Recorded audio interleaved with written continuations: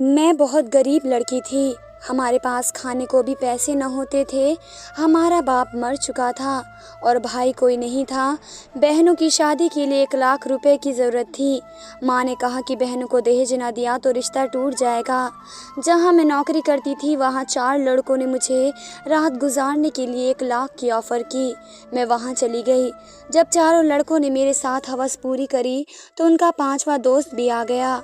जैसे ही वे कमरे में आया तो उसे देखकर मेरी चीख निकल गई, क्योंकि हालात इंसान को सब्र करने पर मजबूर कर देते हैं, जिसके बारे में उसने कभी सोचा भी नहीं होता। या यूं कहें कि कभी कभी ज़रूरत से ज़्यादा ख्वाहिशें इंसान को ख़त्म कर देती हैं। और मैं भी ना पूरी होने वाली ख्वाहिशों के सफ़र पर निकल पड़ी थी। मैं रात 1 बजे से इस छोटे से कमरे में बिस्तर पर पड़ी हुई थी और एक के बाद एक लड़के ने मुझे नोच डाला था। दर्द अपनी इंतहा पर था, लेकिन ये सब कुछ मैंने अपनी मर्ज़ी से स्वीकार किया था। ना ही मुझे अपने कपड़ों का होश था और ना ही अपना। 2 ही लड़कों ने मेरा हाल ऐसा कर दिया था कि मेरा सारा वजूद ज़ख्मी हो गया था। ये सोचकर मेरी रूह काँप रही थी कि अभी 2 लड़के और मेरे साथ अपनी हवस पूरी करने आने वाले हैं और मुझे पूरी खुशी से उन्हें वक्त देना है। मैंने कभी सोचा नहीं था कि मेरी ज़िंदगी की कोई रात ऐसी भी होगी। ये सब मैं भारी कीमत की वजह से कर रही थी, इसलिए पीछे हटने का तो सवाल ही नहीं था। मेरी जिम्मेदारियां और मेरे घर वालों की ख्वाहिश मुझे इस मुकाम तक ले आई थी जहां मैंने एक ही रात में 4 लड़कों के साथ। ये कोई आम बात नहीं थी। आम हालात में तो किसी लड़की के लिए ऐसा सोचना भी मुमकिन नहीं, लेकिन मैं जिस जगह खड़ी थी वहाँ मुझे फैसला करने में ज़्यादा वक्त नहीं लगा। वह सब सेहतमंद और तंदुरुस्त नौजवान थे जिनकी ताकत के आगे मैं कुछ भी नहीं थी। उन दोनों नौजवानों ने ही मुझे पूरी तरह अपनी हवस का निशाना बना लिया। ये पहली बार था जब मैं किसी मर्द के गिरफ्त से छूट ना पाई। दूसरे लड़के के निकलते ही तीसरा लड़का भी कमरे के अंदर चला आया। मैंने एक गहरी सांस ली। मैं थोड़ा वक्त चाहती थी, लेकिन वे कहने लगा कि इतना वक्त नहीं है, बाहर इसके और भी दोस्त इंतज़ार में बैठे हैं। इसकी बात सुनकर मेरी आंखों से आंसू बह निकले। वह फ़ौरन ही मेरे पास चला आया और मेरी आंसू को नज़रअंदाज करता अपनी ख्वाहिश मुझ पर बिखेरने लगा। मेरे वजूद में बर्दाश्त की हिम्मत ख़त्म हो रही थी। मैं बार बार इसे खुद से दूर करने की कोशिश करती, लेकिन उतना ही मुझ पर हावी होने लगता। ऐसा लग रहा था जैसे से इस खेल में मज़ा आ रहा हो। मेरे धक्का देने पर वह पहले से भी ज़्यादा ज़ोर से मेरे करीब आता, इसलिए अब मैं इसे रोकने की गलती नहीं कर रही थी और खामोशी से खुद पर गुजरने वाली क़यामत को बर्दाश्त कर रही थी। 1 घंटे तक वह अपनी प्यास बुझाता रहा और जाते जाते उसने अपने निशान छोड़ दिए और कहने लगा कि अगर इसे दोबारा मौका मिला तो वह मेरे साथ दोबारा वक्त ज़रूर बिताएगा। उसके जाने के बाद मैंने एक निगाह अपने वजूद पर डाली तो जिस्म का कोई हिस्सा ऐसा नहीं था जहाँ ज़ख्म मौजूद ना हो। तीसरे नौजवान ने तो हद से ज़्यादा मुझे ज़ख्मी कर दिया। उन लोगों ने मुझ पर ज़रा भी रहम नहीं किया, और आता भी क्यों। उन्होंने एक बड़ी रकम के बदले मेरी एक रात खरीदी थी। वह तो अपना हिस्सा वसूल कर रहे थे और ये एक रात मेरी ज़िंदगी की काली रात बन गई। मेरा हाल ऐसा था कि मुझे कुछ होश नहीं रहा था। मैं खुद से करवट बदलने के काबिल भी नहीं रही थी। आहिस्ता आहिस्ता तकलीफ़ से मेरी आंखें बंद होने लगी और जब इन तीनों लड़कों ने मुझे बताया कि उनका एक 5वां दोस्त भी आ गया है, मुझ में इतनी हिम्मत भी बाकी नहीं बची थी कि मैं उन्हें इनकार कर पाती या हाँ कह सकती। जैसे ही 5वां लड़का कमरे में दाखिल हुआ और मेरे पास आया तो मुझे देखकर उसकी चीख निकल गई। ये जानकर आपके भी रोंगटे खड़े हो जाएंगे। मेरा नाम शिल्पी है और मेरी उम्र सिर्फ 20 साल थी। मैंने ग्रेजुएशन कर रखी थी, लेकिन आज के दौर में ग्रेजुएशन कुछ भी नहीं होती। लोग मास्टर्स करके भी डिग्रियां हाथों में लिए सड़कों की धूल समेट रहे होते हैं। इस बात का सही तरीके से अंदाज़ा मुझे इस वक्त हुआ जब मैं नौकरी की तलाश के लिए निकली। हर कंपनी के आगे नौजवान की एक बड़ी सी लाइन लगी होती जो अपनी बारी का इंतज़ार कर रहे होते। ऐसे में मुझ जैसी लड़की को नौकरी कहाँ मिल सकती थी जिसके पास ना ही तजुर्बा था और ना ही कोई बड़ी डिग्री। मगर नौकरी ढूंढना मेरी पहली ज़रूरत बन चुकी थी, क्योंकि क्योंकि बाबा के देहांत ने हमारी कमर तोड़ दी थी। बाबा घर में अकेले कमाने वाले थे और हम 3 बहनें बिन बिहाई घर में मौजूद थी। मेरी बड़ी बहन ने कोई पढ़ाई हासिल नहीं की, इसलिए कमाने की जिम्मेदारी इसके बजाय मेरे कंधों पर आ गई। मैं घर से बाहर निकली तो मेरे होश ठिकाने आ गए। मैं तो बाहर की दुनिया को बहुत आसान समझ रही थी, लेकिन अब मुझे समझ आया कि बाबा कितने जतन करके हमारे लिए रोटी कमाते थे। मैं हमेशा ही बाबा से इस बात पर नाराज़ रहती थी कि वह हमारी ख्वाहिशों को पूरी नहीं करते। मेरी नाराज़गी पर बाबा का चेहरा हमेशा उतर जाता। बड़ी मोहब्बत से मुझे पुकार कर कहते, शिल्पी तू फिक्र ना कर, एक दिन तेरे भाग भी जाग उठेंगे। लेकिन मुझे वह दिन अपनी किस्मत में आता नज़र नहीं आता था। और फिर एक रात बाबा नींद में ही ऊपर वाले को प्यारे हो गए, और जब हम पर सुबह ये बात खुली कि हमारे बाबा हमारे बीच नहीं रहे, तब हमें इस बात का एहसास हुआ कि बाबा हमारे लिए किस कदर ख़ास थे। जब तक वे हमारे सर पर मौजूद थे, कम से कम दुनिया की बुरी नज़रें और रोटी जैसी बुनियादी ज़रूरत से तो हम महरूम नहीं थे। बाबा के देहांत के कुछ दिन बाद तक तो आस पड़ोस वालों ने और ख़ानदान वालों ने हमारी मदद की, लेकिन कुछ वक्त बाद सभी अपनी ज़िंदगी में बिज़ी हो गए। आज के दौर में कौन किसका पेट पाल सकता है। मजबूरन मुझे ही नौकरी की तलाश के लिए घर से निकलना पड़ा, और मुझे समझ आ गया कि औरत के लिए बाहर की दुनिया किस कदर मुश्किल है। किसी कंपनी में मुझे नौकरी नहीं मिली थी। हर कंपनी के बाहर हज़ार हज़ार नौजवान पहले से ही खड़े होते। मैंने स्कूल का रुख किया तो ये देखकर मेरे हालात ख़राब हो गए कि आधे दिन से भी ज़्यादा काम करने के बाद सिर्फ 6,000 मिल रहे थे, जिसमें घर के खर्चे भी पूरे न होते। इसमें भी हर स्कूल वाले मुझसे मेरा तजुर्बा पूछते। मेरा मुंह खाली रह जाता, और तलाश करने के बावजूद भी कोई नौकरी न मिली। तो मेरे एक दोस्त के भाई की वजह से एक पिज़्ज़ा हाउस में वेटर की नौकरी मिल गई। ये शहर के एक अलग इलाके में बना हुआ था, जहाँ हर वक्त ही मर्दों का बहुत बड़ा रक्श होता था। काले रंग का कोट पैंट मेरे हवाले कर दिया गया, जिस पर पिज़्ज़ा हाउस का नाम लिखा हुआ था, और मुझे अगले दिन से ही नौकरी पर बुला लिया गया। इस नौकरी के बड़े अजीब अजीब से रूल्स थे जो मुझे पूरे करने थे। उन्हें एक मॉडर्न सी लड़की वेटर नाम पर चाहिए थी, जिसके छोटे छोटे से बाल कंधों पर फैले हुए हों, और वह बहुत सारा मेकअप करके डाइनिंग हॉल में खड़ी हो। मैं यूनिफॉर्म अपने बैग में डालकर घर वापस लौट आई। मैं अभी तक फैसला नहीं कर पाई थी कि मुझे ये नौकरी करनी है या नहीं, क्योंकि मेरे लिए बहुत ही मुश्किल काम था। बाबा की मौजूदगी में तो कभी ज़रूरत के बिना घर से निकलने की नौबत भी पेश नहीं आई थी, और पिज़्ज़ा हाउस में तो इतने सारे मर्दों के बीच इतने टाइट से कपड़े पहन कर खड़े होना मेरे लिए बहुत ही कठिन था। मगर भूख इंसान से सब कुछ करवा लेती है। मैं वहाँ से वापस घर आई तो मेरी माँ दरवाजे पर खड़ी परेशान हो रही थी। मुझे देखकर उनकी आंखों में आंसू आने लगे। मैंने माँ से कहा कि आप बाहर खड़ी होकर क्या कर रही हैं? तो माँ रोते हुए कहने लगी कि बेटा शिल्पी, लाइट वाले आए थे और उन्होंने हमारी बिजली काट दी। माँ की बात सुनकर मेरा दिल थक सा बैठा। गर्मी ज़ोरों से थी और ऐसे में बग़ैर बिजली के गुजारा करना बहुत ही मुश्किल था। पिछले 3 महीने से हम बिल जमा नहीं कर पाए थे, और शायद इसलिए हमारी बिजली काट दी गई। माँ के आंसू ने मेरे लिए फ़ैसले को बहुत आसान कर दिया। मैंने माँ को गले लगाया और उन्हें बताया कि मुझे एक अच्छी नौकरी की जगह मिल गई है और कल से मुझे नौकरी पर जाना है। माँ ने मेरे सर पर हाथ रखकर कहा कि अब तुम ही मेरा वाजू हो और तुम्हें ही अपनी दोनों बहनों की शादियाँ भी करनी हैं। और माँ ने इतनी भारी जिम्मेदारी मेरे कंधों पर डाल दी, और मैं सोच रही थी कि मैं ये जिम्मेदारी कैसे निभाऊंगी, लेकिन मुझे ही ये फ़र्ज़ निभाना था। माँ पूछ रही थी कि मुझे नौकरी कहाँ मिली है, लेकिन मैं उन्हें नहीं बताना चाहती थी कि मुझे कहाँ नौकरी मिली है। इसलिए मैंने माँ से कह दिया कि एक बड़ी सी कंपनी में एक अच्छी नौकरी मिल गई है। मेरी नौकरी का वक्त दोपहर 3 से रात 11 बजे तक है, और ये बात मैंने बड़ी मुश्किल से माँ को बताई थी।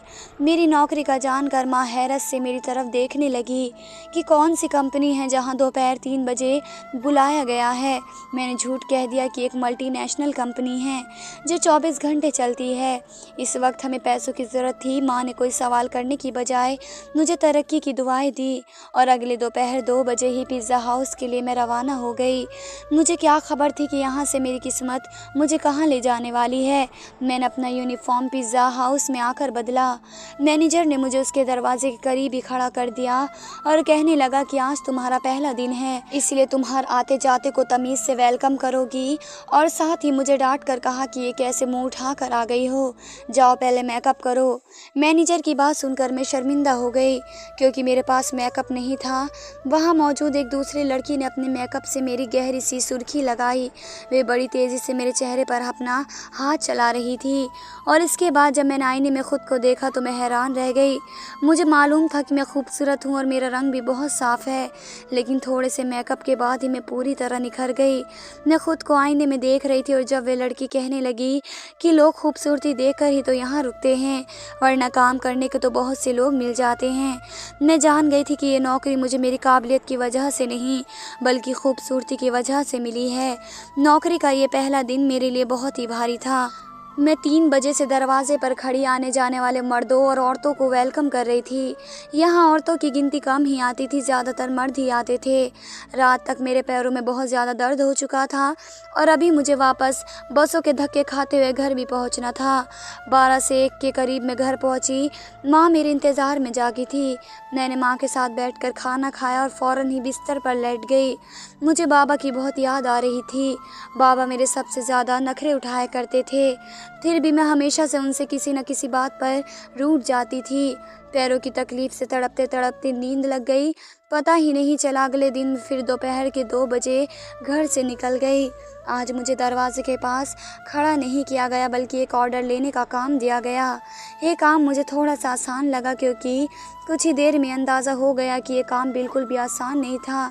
मैं जिसके पास भी ऑर्डर लेने के लिए जाती उसमें से अक्सर मर्द मुझे सर से पाँव तक देखते और मुस्कुराते। बदले में मुझे भी मुस्कुराहट का बदला देना पड़ता, क्योंकि मेरी नौकरी का सवाल था। जानबूझकर ऑर्डर देने में काफ़ी वक्त लगाते और कभी कभी तो ऑर्डर देते वक्त इस तरह करीब आ जाते कि मेरा सांस रुकने ही लगता। ये पिज़्ज़ा हाउस मुझ जैसी वेटर्स की वजह से चल रहा था।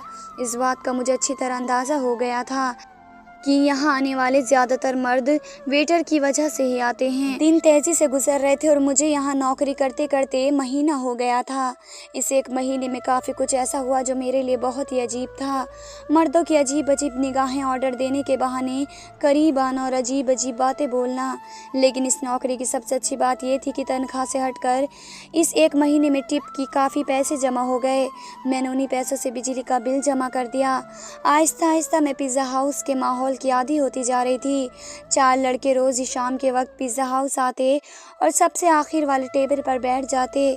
वे टेबल मेरे हिस्से में थी और रोज़ाना मैं ही उनके पास ऑर्डर लेने के लिए जाती थी। वे चारों ही 24-25 साल के नौजवान थे जो मुझे गहरी निगाहों से देखा करते थे। आज भी मैं उनके पास ऑर्डर लेने के लिए गई तो उनमें से एक पूछने लगा कि तुम यहाँ बहुत मजबूरी में नौकरी करती हो ना? मैंने हाँ कह दिया। इसने फ़ौरन ही अपना कार्ड निकाल कर मेरे आगे रखा और कहने लगा कि तुम बहुत ही शरीफ लड़की लगती हो, अगर कभी किसी मदद की ज़रूरत पड़े तो याद कर लेना। बिना सोचे समझे मैंने वे कार्ड उठाकर अपने कोट की जेब में रख लिया तो वे मुस्कुरा उठे। इसके बाद ये सिलसिला चल पड़ा। रोज़ ही मैं उनका ऑर्डर लेने जाती और उनमें से कोई ना कोई मुझे कोई सवाल पूछ लेता। रोज़ाना होने वाली इस मुलाकात की वजह से हमारे बीच थोड़ी सी बेतकल्लफ़ी आ गई थी। दूसरा महीना भी एक पलक झपकते गुजर गया। फिर माँ ने एक दिन मुझे बताया कि बड़ी बहन के लिए बहुत अच्छा रिश्ता आया है और वे लोग जल्दी शादी करना चाहते हैं। माँ की बात सुनकर मैं परेशान हो गई, क्योंकि अभी तो मैंने घर का खर्चा ही अपने कंधों पर उठाया था। शादी की जिम्मेदारी का तो मैं सोच भी नहीं सकती थी। माँ कहने लगी कि तू अपनी कंपनी में से लोन के लिए बोल दे। इतनी बड़ी कंपनी है, लाख रुपए लोन मिल गया तो तेरी बहन की अच्छे से शादी हो जाएगी। मेरी बड़ी बहन भी 24 साल की हो रही थी और माँ इसकी तरफ से बहुत परेशान थी। अब मैं माँ को क्या बताती कि मैं तो पिज़्ज़ा हाउस पर मामूली सी नौकरी कर रही थी। लाख रुपए मुझे मुझे कहाँ से मिलते। माँ ने मुझे ये कहा तो मैंने उनको किसी बात का जवाब नहीं दिया, लेकिन माँ की आंखों में मुझे चमकती हुई उम्मीद साफ दिखाई दे रही थी। माँ को यकीन था कि मुझे कंपनी से लोन मिल जाएगा और मैं ये सोच रही थी कि मेरे झूठ ने मुझे कहाँ फंसा दिया है। अगले दिन मैं नौकरी पर भी सारा वक्त परेशान रही और ये बात मेरे साथ काम करने वाली लड़की ने नोट कर ली। वह मुझसे कहने लगी कि क्या बात है शिल्पी, आज तुम बहुत ज़्यादा परेशान लग रही हो। मैंने उसे बता दिया कि बड़ी बहन की शादी है और मेरे पास बिल्कुल भी पैसे नहीं हैं। मेरी बात सुनकर वे कहने लगी कि इतना खर्च करने की क्या ज़रूरत है, सादगी से विदाई कर दो। इसकी बात सुनकर मैं सोच में पड़ गई। वे ठीक ही तो कह रही थी, इतना मसला बनाने की ज़रूरत क्या थी। घर आकर मेरी माँ को यही राय दी कि वे सादगी से बहन की शादी कर दे, लेकिन मेरी बात सुनकर वे कहने लगी कि हर किसी को हमारे मसले का अंदाज़ा नहीं है। लड़कों वालों ने पहले ही दहेज के नाम पर एक लंबी लिस्ट थमा दी है और अगर मैंने खाली हाथ तेरी बहन को विदा किया तो उसके ससुराल वाले सारी ज़िंदगी से बातें सुनाते रहेंगे। माँ की बात सुनकर मुझे गुस्सा आ गया। मैंने कहा कि ऐसी जगह दीदी की शादी करने की ज़रूरत ही क्या है। मेरी बात सुनकर माँ नाराज़ हो गई और कहने लगी कि बहुत मुश्किल से तेरी बहन का एक अच्छी जगह से रिश्ता आया है और तू इसमें भी नुस्ख निकाल रही है। अगर आज तेरा बाप जिंदा होता तो मुझे तेरी मिन्नत ना करनी पड़ती। वे खुद ही अपनी बेटी के लिए पैसे भी करके रकम जमा कर लेता। माँ की आंखों में आंसू आ गए और उनकी बात ने मेरे दिल भी दुखा दिया था।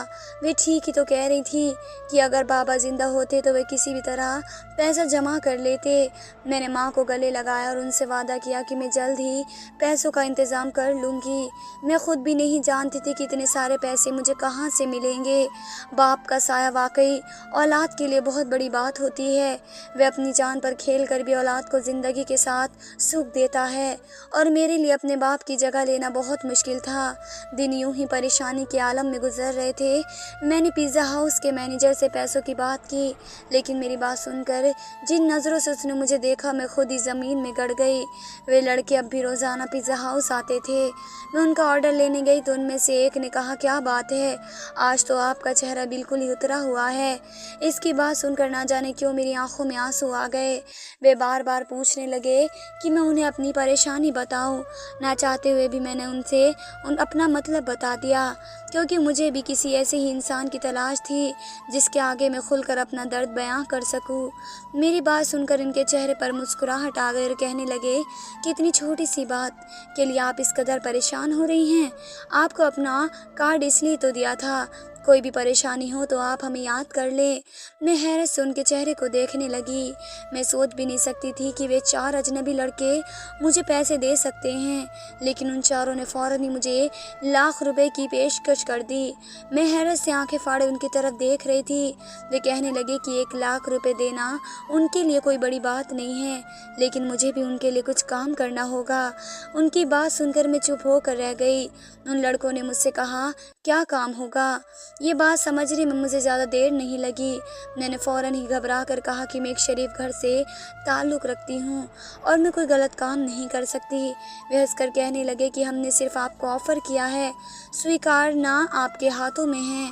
हाँ करनी या नहीं आपकी मर्ज़ी है, लेकिन आज के दौर में 1 लाख रुपए आपको कोई नहीं देगा, चाहे वह आपका करीबी रिश्तेदार ही क्यों ना हो।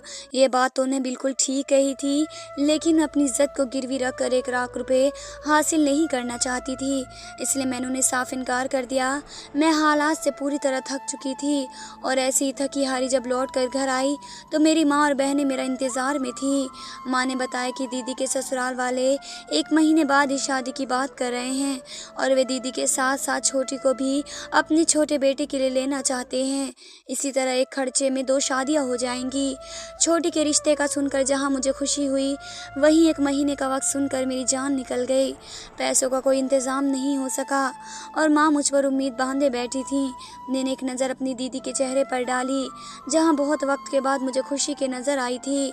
मैं दीदी के ससुराल वालों से मिली थी। वे लोग वाकई बहुत अच्छे थे, लेकिन आज के दौर में सादगी और बगैर दहेज के कौन दुल्हन विदा करवाता है।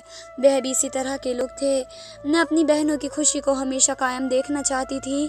मैंने माँ से कहा कि आप शादी की तारीख पक्की कर दें, मैं पैसों का इंतज़ाम कर लूँगी।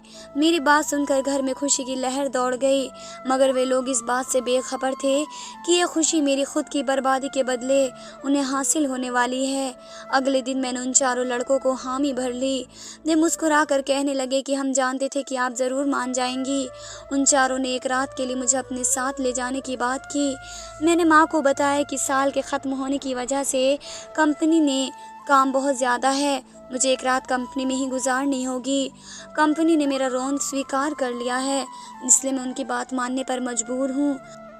लोन पास होने की बात सुनकर माँ इस कदर खुश हो गई कि उन्होंने मुझे रात रुकने की इजाज़त भी दे दी और मैं पिज़्ज़ा हाउस से छुट्टी लेने के बाद उन चारों लड़कों के साथ चली गई।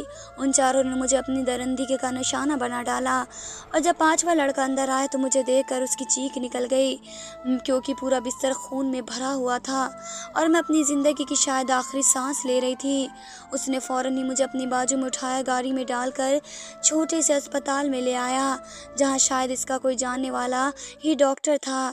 कई घंटा आईसीयू में रहने के बाद मेरी बर्बादी की गवाही दे रहा था। वे लड़का उन चारों का ही दोस्त था, लेकिन इसके अंदर इंसानियत अभी बाकी थी। इसने मुझ पर रहम आ गया, वरना शायद मैं इसी बिस्तर पर दम तोड़ जाती। मैंने माँ को फ़ोन करके बता दिया कि मेरी कंपनी से छुट्टी नहीं हुई है। इस लड़के ने अस्पताल का सारा खर्चा खुद उठाया और इसके दोस्तों से 1 लाख रुपए लेकर मुझे दे दिए। ये चारों बहुत अमीर कारोबारी लोगों के बेटे थे। अगर वो चाहते तो बगैर मुझे बर्बाद किए भी मेरी मदद कर सकते थे। मेरे ठीक होने पर मुझे अस्पताल से छुट्टी मिल गई और रकम भी मेरे हाथ आ गई थी, लेकिन अब कुछ भी पहले जैसा नहीं रहा था। इस लड़के ने मुझे अपनी फैक्ट्री में नौकरी की ऑफ़र कर दी और यकीन दिलाया कि मैं वहाँ इज्जत से नौकरी करूँ। आज मेरी दोनों बहनों की शादी हो गई है और मैं इस लड़के की फैक्ट्री में नौकरी कर रही हूँ। एक बात मैं अच्छी तरह जान गई थी कि आज के इस दौर में बगैर मतलब के मदद करने वाले लोगों की तादाद ना होने के बराबर है। नौकरी करने वाली लड़कियों को इज्जत की नज़र से नहीं देखते, क्योंकि वे बहुत ही मजबूरी की हालत में अपने घरों से निकलती हैं, चाहे फिर वे तंग लिबास पहनकर किसी पिज़्ज़ा हाउस के दरवाजे पर क्यों ना खड़ी हों। तो दोस्तों, ये थी मेरी आज की कहानी। उम्मीद है आपको आज की कहानी पसंद आई होगी। कहानी अच्छी लगी हो तो आपको लाइक ज़रूर कीजिए, अपने दोस्तों के साथ शेयर कीजिए। अगर आपने अभी तक मेरे चैनल को सब्सक्राइब नहीं किया है तो आपको फ़ौरन सब्सक्राइब कर लीजिए, ताकि आपको मेरी हर आने वाली वीडियो की नोटिफिकेशन टाइम पर मिल सके। धन्यवाद दोस्तों।